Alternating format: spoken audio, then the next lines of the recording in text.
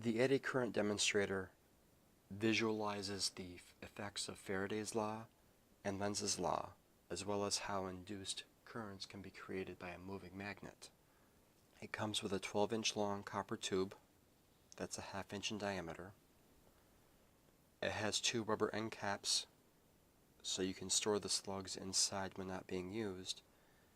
It has 1 strong magnet cylinder and 1 steel slug.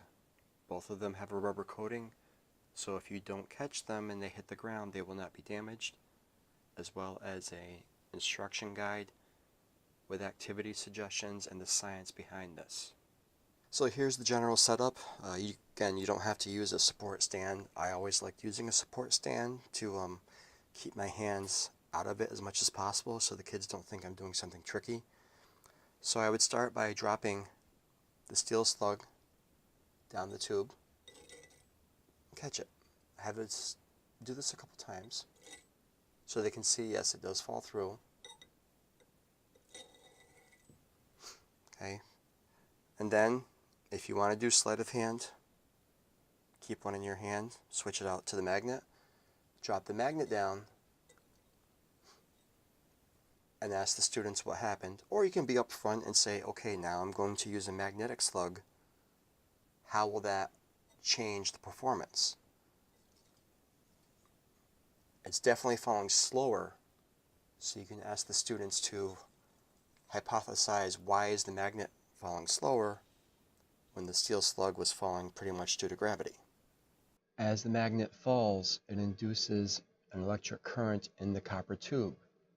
These are called eddy currents. Each eddy current has an opposing magnetic field that it creates. What I'm going to try to do, I'll zoom in on the spring scale in a moment, is I'm going to try to drop as gently as I can each of these 2 different slugs through the tube and see if we can notice a difference in the spring scale. For the steel slug, hopefully it goes through as it should, pretty much unimpeded. Not too bad. Well, here's the magnetic slug.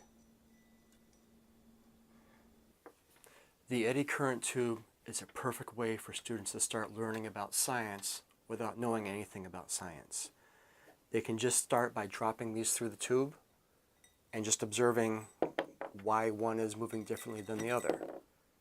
It's a great way to have an introduction to a new topic, or to have more advanced students delve into the mysteries of what's actually going on within the tube with induced currents and opposing magnetic fields.